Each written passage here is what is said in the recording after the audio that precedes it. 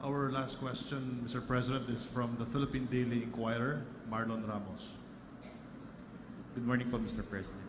Sir, regarding lang po sa the remarks that you made about the Vice President yesterday in Tacloban, which to many come as inappropriate and even tasteless. Are those necessary considering the event?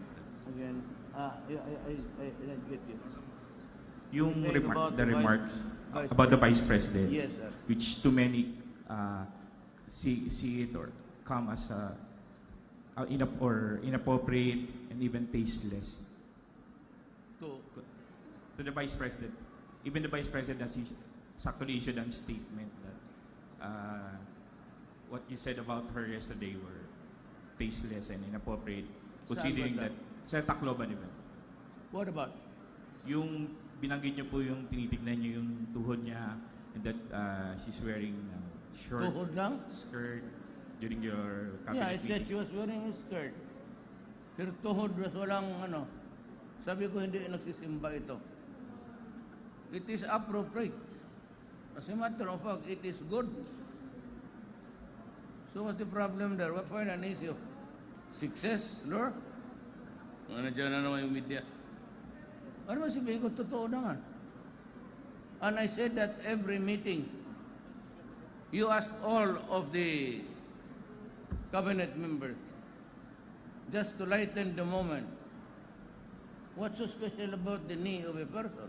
Sir, sorry sir, but are those kind of comments necessary for an event commemorating a tragedy? Yes, it is necessary to make people laugh, for them to enjoy the occasion. Kasi galit ako. I was angry yesterday because after 42 billion sa NHA, pati after 30 billion sa DSSD, hindi kami dyan ha, bago lang kami pumasok, ang naka-occupy pa lang is 4,000. Kaya ako to break the ice, yun ang ginawa ko. So what's so special about the body of a woman? Or the knee of a woman na walang kalyo? Ibig sabihin, baka hindi nagsisimba. But isn't it offending, sir, for the President to be making those kind of comments about the Vice What's President? wrong big president? I do not stop Or a big woman, president any- just because I do not exact standard for me. I will do what I say and I say what I do. Those joke like that is nothing unless umakyat ka sa tuhod hanggang dito. Then that would be an extreme bad thing.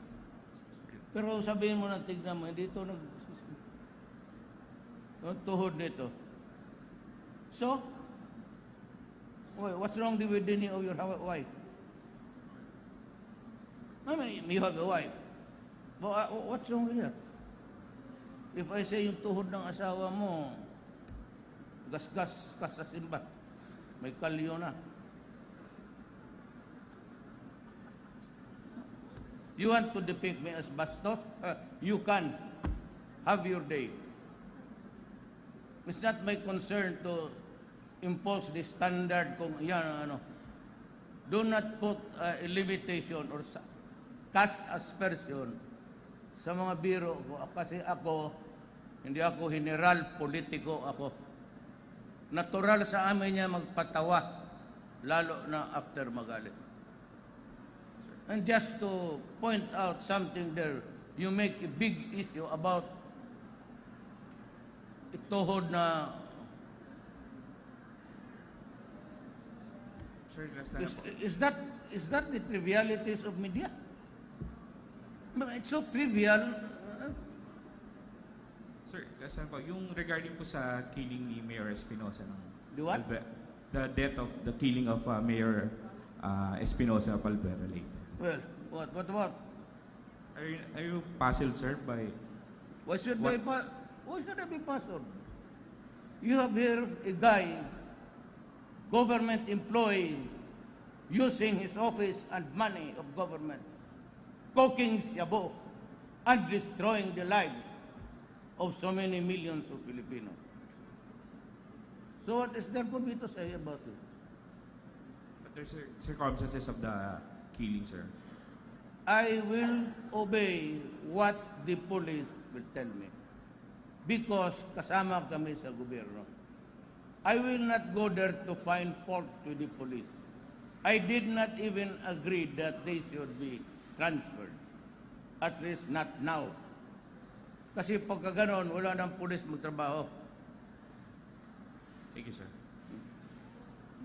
I hope that next time, the last time was about when you comment, kindly go to mga important matters. Do not go into trivialities about tuhod. Yan, nakaano ng media, naghanap ng, para bang i-picture ka na bastos. Eh kung sabihin ko kay sekretary, tignan naman tuhod niya, no, hindi siguro nagsisimba na yan. No, because she was a widow. Or she is a widow. Kaya sabi ko siguro sa simbahan ko, tignan mo tuhod, bunin diba, makapal. So, gusto mo siguro mag-akyat pa ako dito sa bugan. Sir, on other issue, may we have your reaction on the test case filed by Senator Laila De Lima? Yesterday, sabi po ng Supreme Court, they are requiring the Solgen to discuss about your immunity. What's your take on this, sir? I don't know what are my sins. So, I'd rather leave it to the courts. If there are cases filed already, edi hayaan natin. Mine was just to make public what was or is the corruption of the day and how drugs flourish inside our penal institutions, not only sa Muntinlupa but sa mga kolonya. And to this day, they are still making money from the inside. Ang traffic ng droga sa Pilipinas nanggagaling sa prisuhan. Sila yung may contact doon sa labas. At sila lang rin yung pwedeng mag-order. Any other guy would not do. But most of these guys are now in prison. So, kung sabihin mo na nahuli na natin yung mga drug lords, kulang yan. Kasi just like in mafia, in Mexico, the cartel there, Escobar, they continue to direct the traffic of drugs, cocaine, heroin, from their prison cells. Hindi nakaiba dito, as revealed by everybody. It's not enough that they are in prison. They have to be immobilized. Thank you, sir. Joseph Morong of GMA. Sir, good morning po. Just going back a little bit on the Marcos issue. Sir, yesterday I think the SP Pimentel is saying that he may talk to you to maybe reconsider that decision. So the Supreme Court said naman there's no legal impediment, but it's up to you to really... No, I do not have the sole power of the changing fortunes of this country. No president is allowed to have that kind of power at his... It has to be based on a law. Better, tingnan mo lang yung batas para sigurado ka. If you begin to speculate about allowing it, then you have to justify so many reasons why. And there are thousands or more than stories to tell and to weave out of martial law. The better practice is just to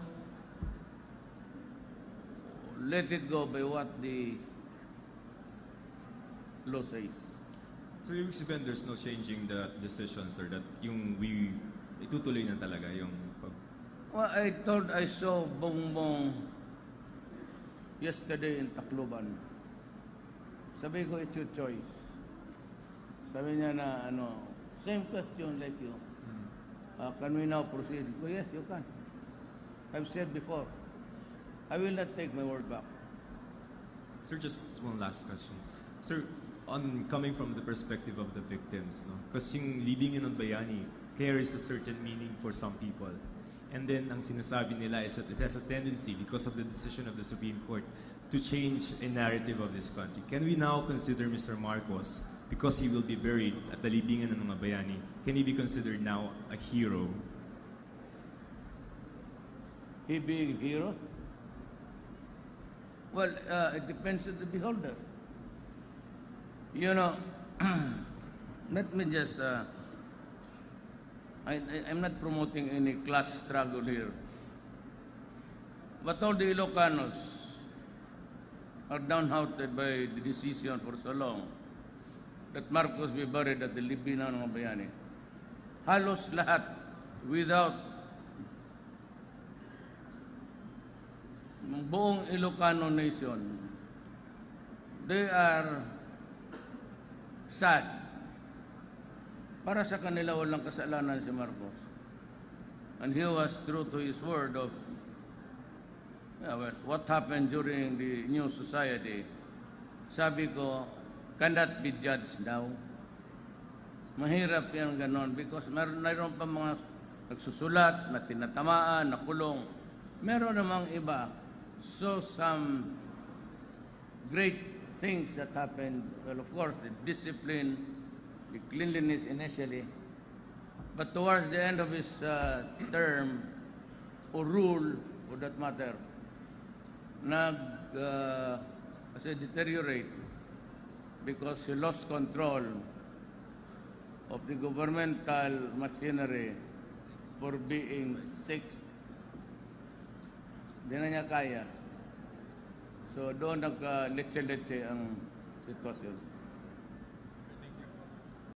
Our last question, Mr. President, is from the Philippine Daily Inquirer, Marlon Ramos. Good morning po, Mr. President. Sir, regarding lang po sa the remarks that you made about the Vice President yesterday in Tacloban, which to many come as inappropriate and even tasteless. Are those necessary considering the event?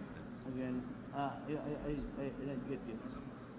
Yung You're saying about the the remarks Vice about the Vice President, Yes, sir. which to many see it or come as inappropriate and even tasteless to the Vice President.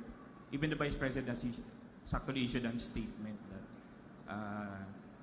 what you said about her yesterday were tasteless and inappropriate considering Saan ba that sa Tacloban event.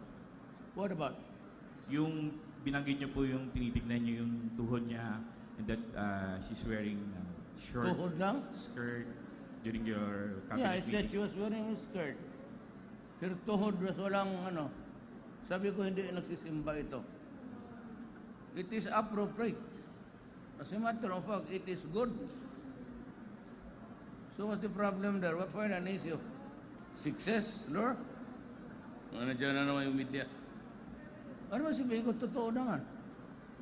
And I said that every meeting, you ask all of the cabinet members, just to lighten the moment, what's so special about the knee of a person? Sir, sorry sir, but are those kind of comments necessary for an event commemorating a tragedy? Yes, it is necessary to make people laugh, for them to enjoy the occasion. Kasi galit ako. I was angry yesterday because after 42 billion sa NHA, pati after 30 billion sa DSSD, hindi kami dyan ha, bago lang kami pumasok, ang naka-occupy pa lang is 4,000. Kaya ako to break the ice, yun ang ginawa ko. So what's so special about the body of a woman? Or the knee of a woman na walang kalyo? Ibig sabihin, baka hindi nagsisimba. But isn't it offending, sir, for the president to be making those kind of comments about the vice Well, what's wrong president? with big president? I do not stop Or a big woman, president eh, just because I do not exact standard for me. I will do what I say, and I say what I do. Those joke like that is nothing unless umakyat ka sa tuhod hanggang dito. Then that would be an extreme bad thing. Pero sabihin mo na, tignan mo, dito tuhod nito. So, what's wrong with the knee of your wife? I mean, you have a wife. But what's wrong with that? If I say yung tuhod ng asawa mo, gasgas ka sa simba, may kalyo na. You want to depict me as bastos? You can have your day. It's not my concern to impose the standard kung yan ano. Do not put a limitation or cast aspersion sa mga biro ko kasi ako hindi ako general politiko ako. Natural sa amin niya magpatawa lalo na after magalit. And just to point out something there, you make a big issue about ituhod na Sir, last na po. is that the trivialities of media? It's so trivial. Sir, last na po. Yung regarding po sa killing ni Mayor Espinosa. The what? The death of the killing of Mayor Espinosa of Albera Lake. Well, what about? Are you puzzled, sir, by Why should What? I be puzzled? You have here a guy, government employee, using his office and money of government, cooking shabu and destroying the lives